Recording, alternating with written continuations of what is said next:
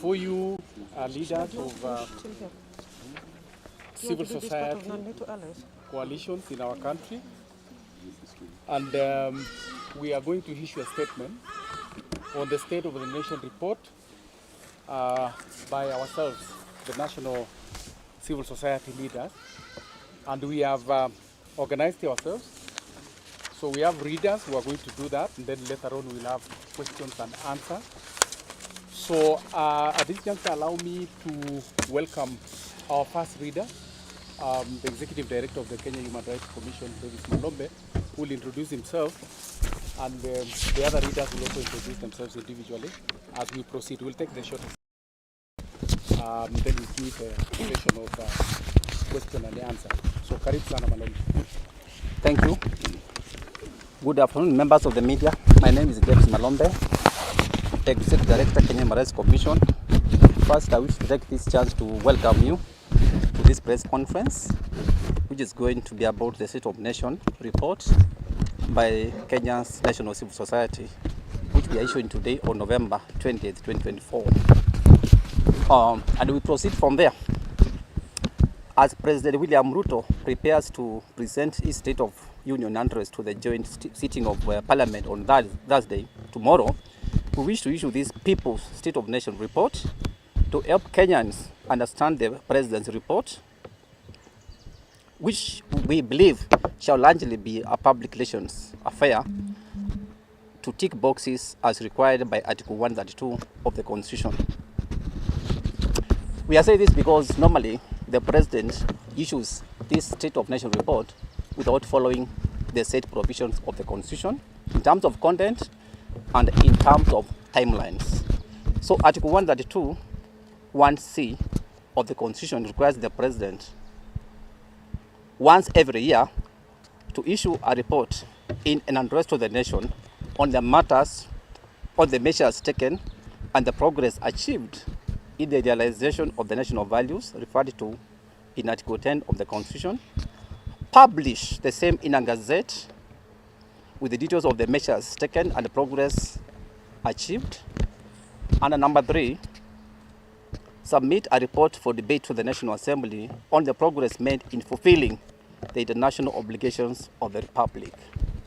So the report we are submitting is broken along that framework of Article 10 of the Constitution in compliance with the provisions of Article 32 of the Constitution. So this report comes at a time when nearly 75% of Kenyans believe that the country is headed in the wrong direction, and 70% believe that Mr. William Ruto is the most responsible for the wrong direction the country is headed. And this is as per the latest report from Infotrack. Every sector of the political economy of our country is worse off than it was when Mr. William Ruto was sworn in as the President of Kenya in September 2022. We believe the main reason the country is headed in the wrong direction is because Kenya, as a president who does not listen to the people of Kenya, acts in the violation of the Constitution, and is hell-bent on emasculating Kenyan institutions and the people so that it can rule over us rather than govern as a servant leader. Article 73 of the Constitution is very clear that the power given to city officers is a mandate to serve them as opposed to power or behaving as a ruler. As the leaders of the civil society organizations in Kenya and also community of people in Kenya, we therefore fully endorse the communique which was issued by the Kenya Conference of Bishops on November 14th, and also the other statements which have been issued by the interreligious movement, starting with the one co-issued by the Kenya Conference of Catholic Bishops, National Council of the Churches of Kenya, and the SUPKEM on October 16th. And then from there has been a number of statements which have been issued by the religious movement. And all these groups have spoken on behalf of all Kenyans, and the issues we are going to raise also concurs with some of those positions. From there, I wish to invite Julie to take it from there.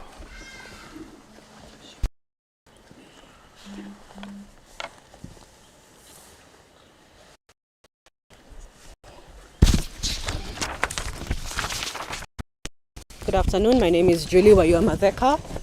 I represent the International Commission of Jurists. This statement is anchored on the national values and principles of governance. And as such, I will start with patriotism, national unity, sharing and devolution of power, the rule of law, democracy and participation of people. The issue of patriotism. Patriotism has been undermined with the President and government's zealous policy of taking Kenyans to work for other economies and countries. A government that destroys the economy at home so that it can focus on pushing Kenyans out of the country, whereas its ministers and high-level officials are displaying opulence and arrogance, is concerning. This administration has undermined national interest so extensively that patriotism has waned. National unity. The government's policies and actions, especially the ethnic appointments, has weakened unity amongst Kenyans.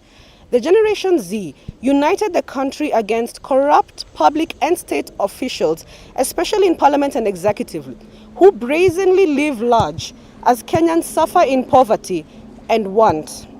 Kenyans are very united at the moment, but in their quest to end the wastage, lavish living, corruption and incompetence of the ruling elite. So that is what is unifying Kenyans. The need for us to come together to quell the wastage, lavish living, corruption and incompetence of the ruling elite. Sharing and devolution of power. Devolution as it is right now is on its deathbed. The Ruto-led administration has been re-centralizing service delivery and sending less resources further Let me take that again. The Ruto-led administration has been re-centralizing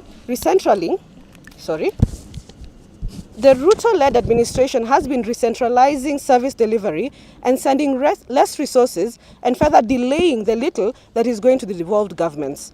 We issue this report when county governments have already decried in various platforms that they are on the verge of closing down. The rule of law question. The biggest crisis in Kenya since 2023 is the unabashed impunity and near complete suspension of the Constitution of Kenya by the President and the Executive. The President has led a state capture campaign of weakening, intimidating, paralyzing many constitutional bodies, including Parliament, the judiciary, constitutional commissions, and independent offices. Allow me to invite my colleague Lois to take from here.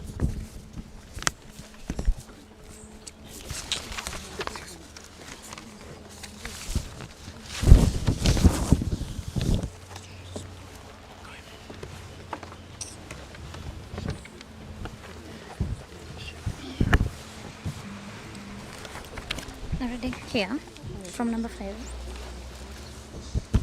So, democracy, participation of the people. The country does not have a properly constituted IEBC.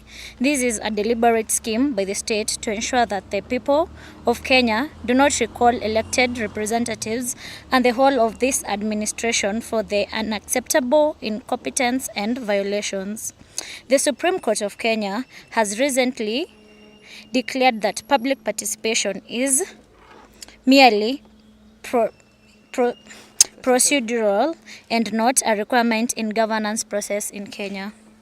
We plan to take steps to ensure that both a credible and strengthened IEBC is constituted and to ensure that public participation is provided for sufficiently, including through the riding out of a substantively policy-funded civic education programs for all citizens of Kenya. Human rights, equality, social justice, inclusiveness, equality, human rights, non-discrimination and protection of the marginalized. Human rights and Article 43 of the Constitution on socio-economic rights. The Ruto regime has extensively undermined the rights of Kenyans to healthcare, education, and food, therefore exposing Kenyans to wanton suffering. The new social healthcare policy, whereas publicized as the revolution of healthcare, due to rushed implementation, has further exacerbated the suffering of Kenyans who now have to go into their pockets to fund their healthcare needs. The demolitions that took place during the flooding early this year left about 500 residents and 143 families in Mukuru kwa Jenga in the cold. The lack of social protection for the majority of Kenyans who have been exposed to poverty due to high levels of unemployment and excessive taxation is worrying, as Kenyans cannot afford the very basic need in their homes. Equity, inclusiveness, social protection, and non-discrimination. The Ruto administration has reneged on its 9-point agenda towards promoting gender equality. The not more than 2/3 gender principle has not been operationalized, and the president has failed to observe that principle, even in appointments to his cabinet. The discrimination and protection of the marginalized against Kenyans on the grounds of sex, age.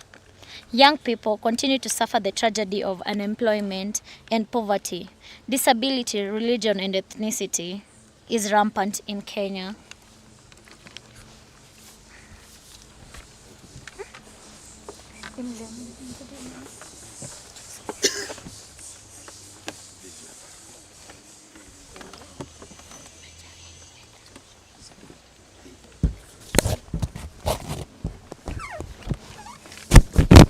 Good afternoon. My name is Vivian Mwende.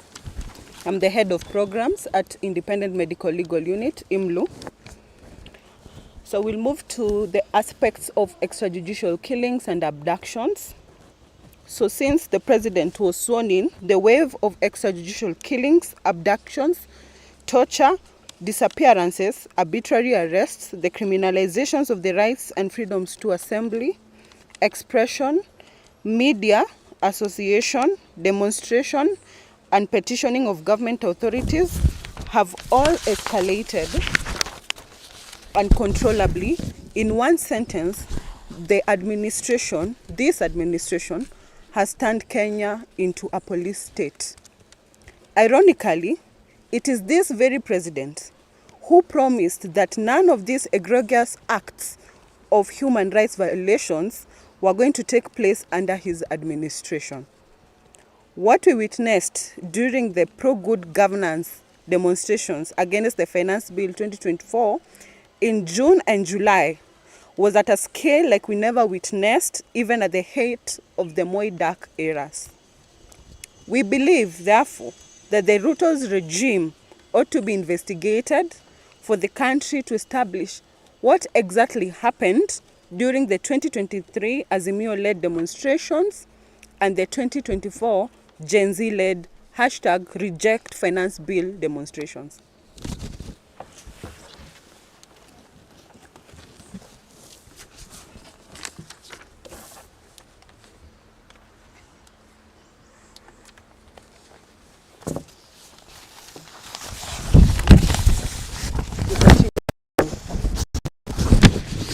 We continue on good governance, transparency, and accountability. Specifically, integrity, transparency, and accountability.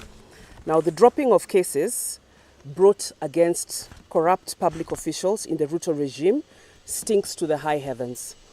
The cases of mega corruption under the Ruto regime are dizzying. For example, the edible oil scandal, the fake fertilizer scandal, the Adani deals, among others, and for which to date there has been no action. Anti-corruption agencies, specifically the Office of the Director of Public Prosecutions, seem to have run out of energy, direction, or conviction in the fight against corruption. On sustainable development, specifically on the public debt, economy, and the budget deficit, we demand an immediate forensic audit of Kenya's national public debt through a multi-sectoral commission led by the Auditor General. This multi-sectoral debt audit commission should be set up through an act of parliament to bring on board professional bodies, youth-serving organizations, the Okoa Uchumi Coalition of civil society organizations, religious coordinating bodies, trade unions, the Private Sector Alliance, and representatives of members of parliament in the Debt and Public Finance Committees of the National Assembly and the Senate. This commission shall act as the oversight agency to help the Auditor General carry out this exercise effectively and within a reasonably short period of time. Going forward, it will be necessary that public borrowing observes the principles of intergenerational equity. The recklessness and corrupt borrowing that has piled an unsustainable, odious debt on the country must not be allowed to recur, as it robs future generations of the opportunity to finance development. It is also necessary that Kenya sets up the National Sovereign Wealth Fund after the forensic audit of the public debt to ensure that our natural resources are utilized in the national interest. I will hand over to my colleague Kawive to finalize the statement.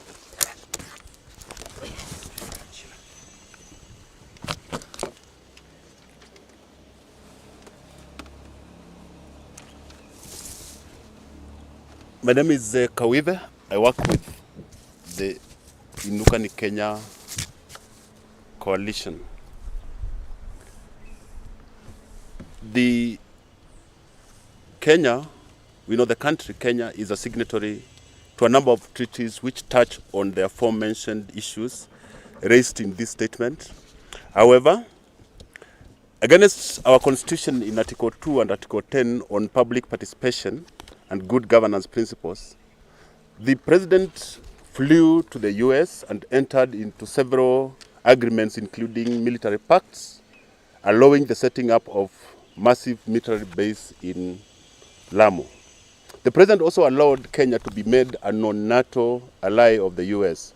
All these agreements that extensively violate the sovereignty of the Kenyan people and of the Republic of Kenya were not presented to Parliament for discussion and approval and for others to be ratified through a referendum as it is necessary. Kenya cannot be a non-NATO ally of the US without Kenya ratifying this through a referendum. Misuse of Power and Privileges Act to grant the Gates Foundation immunity within the Republic of Kenya have also been noted. This was not processed through the correct channels as outlined in the Constitution. So what are our irreducible demands as civil society organizations? One, that we demand the NCIC, the NGEC or GEC, the Public Service Commission and the Kenya National Commission on Human Rights to jointly publish all the state appointments that have been made since President Ruto was sworn into office, and give a report on the ethnicization of public service and state agencies, which is now seemingly becoming a pandemic, but there is no official statement on their status from these organs. Number two, we demand that Mr. Ruto and the political class stop meddling and frustrating independent institutions responsible for investigation, prosecution, hearing and determination of corruption and human rights cases. Number three, that we demand a report of the implementation of austerity measures as were promised by Mr. Ruto, including the capping of foreign travels, reducing the number of advisors, and abolishing the offices of the first and second ladies, amongst others. There has been no report on how this has been implemented. And four, that we demand that the government revokes the unpopular funding models that segregates our university students into economic bands, and that it reverts the former university funding model that was not discriminatory. Five, that we demand that the government immediately implements the collective bargaining agreements that have been signed on to, including the CBA with doctors, the CBA with the universities, university lecturers, and others to allow for normalcy at our universities and in our healthcare system and other sectors. We demand that we get an official statement from the Speaker of the National Assembly on the state of progress of appointment of the new IEBC commissioners, because you know when they are not there, Kenyans do not even have a right or a mechanism to recall their elected representative, including members of parliament and the president. In conclusion, Kenya needs a government that upholds the constitution and the rule of law, a government that respects the people of Kenya and serves the interests of Kenyans. We believe that the Ruto administration has lost direction, and this administration cannot be entrusted with upholding the national interest. Kenyans therefore need an alternative voice that can keep the government on check. Now that what we hoped would be the opposition, ODM, has joined the Ruto administration in full. Kenyans need to be treated with dignity and their voices must be respected. Kenyans need to get and see the value of their taxes through prudent, transparent, and accountable expenditure. Kenyans need to be not to be subjected to fear of reprisals for their divergent views. We are ready, as civil society, to work with our religious leaders and other sector leaders to take our country back from this group of officials who have decided to serve themselves and auction our country to foreigners and private individuals. That is the end of our statement. The statement has been signed on by organizations including Constitutional and Reform Education Consortium, CRECO, Defenders Coalition, Inuka Kenya Nisisi, TISA, the Institute for Social Accountability, Okoa Uchumi Coalition, Transparency International, Kenya, United Disabled Persons of Kenya, Civic Freedoms Forum, Partnership for Empowerment and Networking in Kenya, Kariobangi Paralegal Network, Wangu Kanja Foundation, the Kenyan section of the International Commission of Jurists, Kenya Human Rights Commission, which is hosting us, and the Independent Medical Legal Unit, IMLU, among others. Thank you very much. Okay, thank you very much, our readers. So we would like to take this opportunity to welcome questions or clarifications that you may have. And please direct your question or clarification to our readers so that it will be easy to coordinate the answer session. So maybe by show of hands. Okay, thank you. Then you'll introduce your name and your station. Thank you very much. My question goes to in regard to abduction and forced disappearance of Kenyans. We would like maybe the Kenyans to understand since demonstrations, if you can give us statistics, those who have been abducted, who have been found alive or dead, we just need the number. And with the same, a few days ago, there's allegation that the Ugandan political leader, Dr. Kizza Besigye, was abducted in Kenya. Is there a collision between Kenya and Uganda in this kind of abductions? Thank you. Thank you very much, Vincent. And I think we can Take two. we can take two, maybe one more. Yes, the gentleman. Then, okay, the two of you. Maybe on this other side. Okay, let's take the two of you. Okay, my name is Brian from K24. He started by saying that the president does not follow the constitution when it comes to issuing state of the nation report. He's expected to do that tomorrow.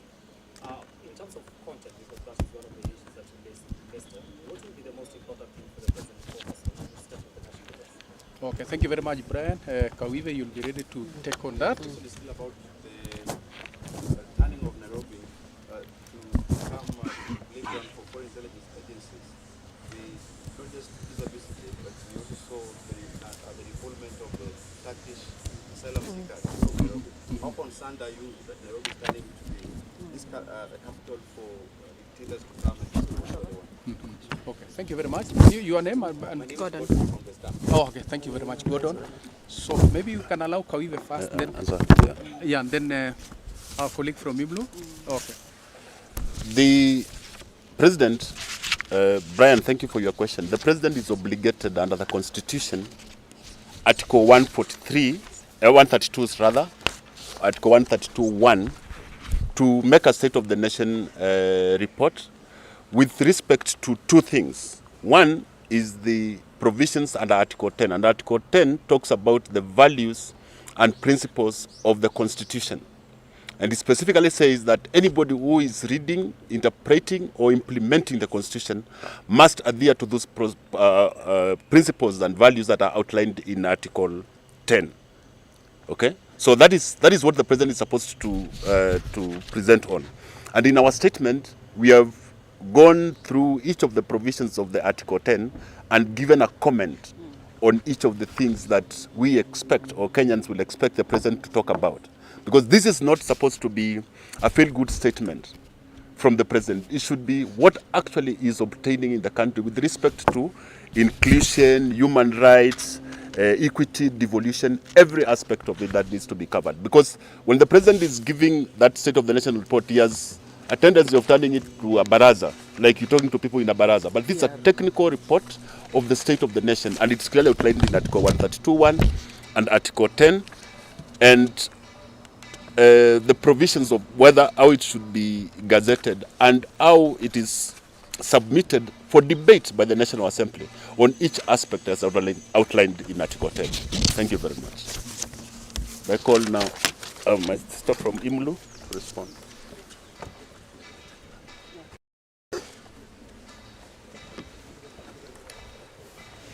So yes, I will respond on the statistics question, and maybe if there's an agreement on abductions.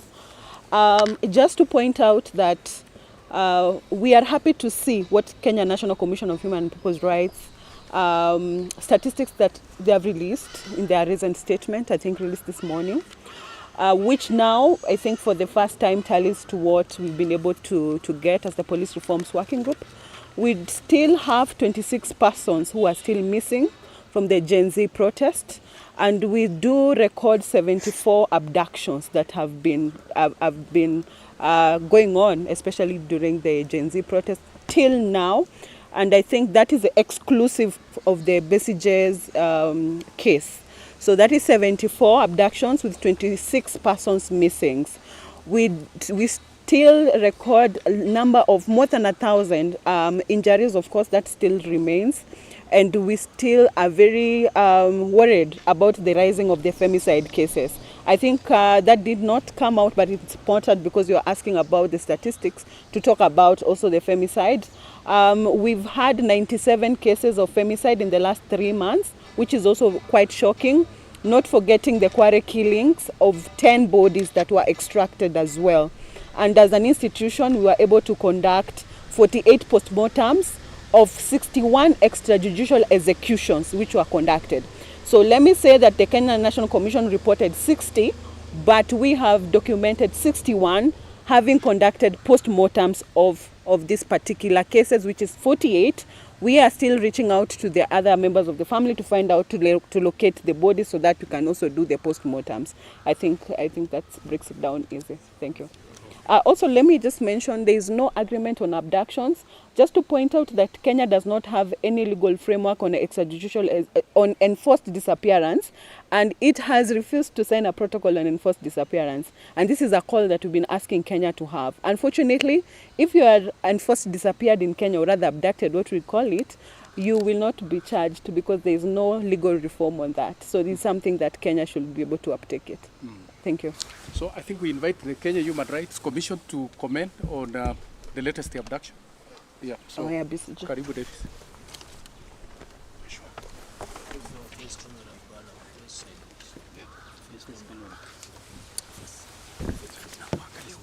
Yeah, let me just say a few things, and then I think Cyprian will also talk about the Turkish. Just in addition, in terms of what we expect from Mr. Ruto tomorrow, Kenyans have already spoken about the state of the nation. So everyone knows that everything this government is doing has completely failed. So we have clearly said the government is taking us towards the wrong direction, and a lot of information has been shared by different stakeholders, from the faith-based movement to us as civil society, among others. So I think because we know it's a populist person, the bare minimum we expect from him is to tell us how he's going to deal with the mess which all of us have raised. Because I think from this we can even say we have gone like 10 steps backwards. So we are talking about a regime which has scored like 1 out of 10. So the scorecard is already out there. So we are talking about a student who has failed miserably. So when you appear within your, before your assessors, you are supposed to say how you are going to improve your performance, not about what you have done, because completely the regime has failed and we are very clear is completely unable to perform. So we expect a response around all the issues stakeholders have raised. Of course, we don't expect so much because it's a failed regime, it's a populist regime. I think on abductions, killings, and arrests, we have talked about the figures, but we also believe a lot of truth is yet to be told. And to date, we are not been able to get justice for the victims and also accountability for the perpetrators. So that's why we are saying further investigations need to be done about what happened between last year and this year, so that we can ensure accountability and also guarantee of non-repetition. And because we have also done an assessment which shows that the state is responsible for these killings, it's going to be very difficult for the government to also carry out investigations. Because when you are responsible for the atrocities, it means the best you can do is cover up. So that's why we are talking about investigation, maybe by an international mission like the UN, who are a bit more independent and they can be able to get to the bottom of this. And if this is not going to happen, we may also go to the process of also commissioning a People's Truth Commission, just the same way we are talking about the People's State of Nation report. So we are not going to rest until all these issues have been resolved. The issue of Kizza Besigye is also information we got, and it's also very unfortunate. This regime has also regularized and also internationalized the culture of abductions and enforced disappearances. Again, it also shows how this government has no commitment to the national and the international human rights obligations we have talked about. Actually, this is also reflected in the current draft national foreign policy, dated November 2024. If you look at the draft foreign policy, national foreign policy, it has so many mechanical pillars, but it does not talk about human rights pillar and governance pillar as part of the obligations the government is going to advance in its engagement within the stakeholders within the international sphere. So completely a regime which has no commitment to human rights and good governance, both at the national level, the regional level, and also the international space. So that's why you see this behavior we are talking about at the national level is also being reflected on its conduct at the regional and also international level. So a complete impunity, which again we have to demand for accountability. And of course, we have also to demand for accountability on the side of Museveni, because I think he has also meant abduction of opponents an official government affair. So this is something we are also going to be following up as civil society and also with other progressive actors to ensure that Besigye is set free and also all other Kenyans who have been abducted are also found and also justice accorded to them.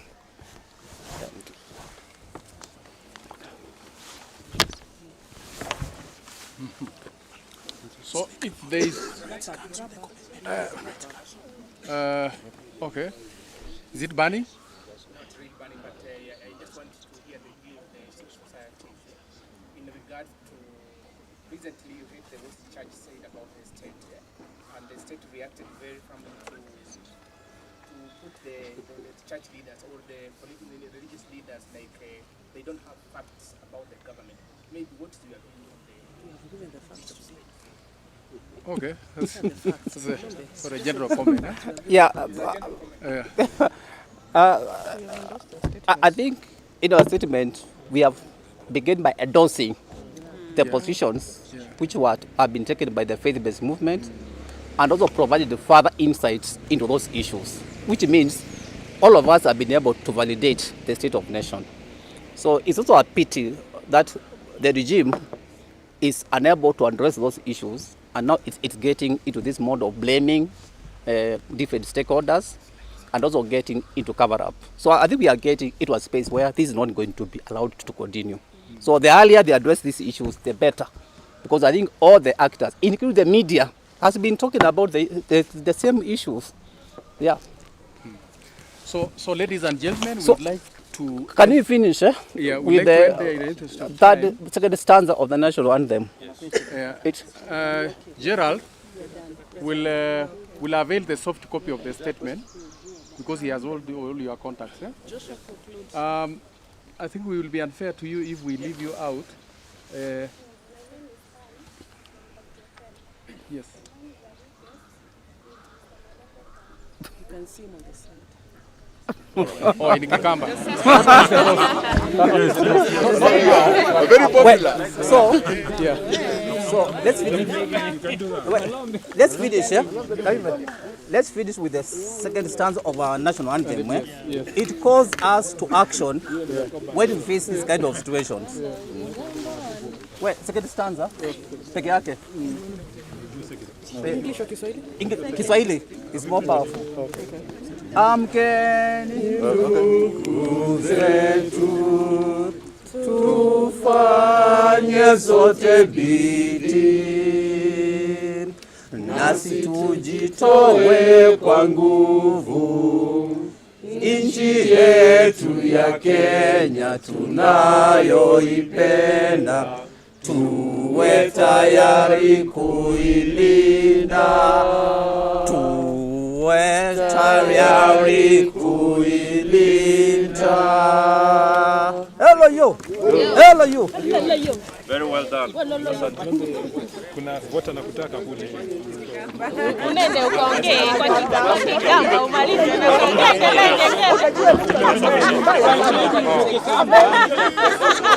Translate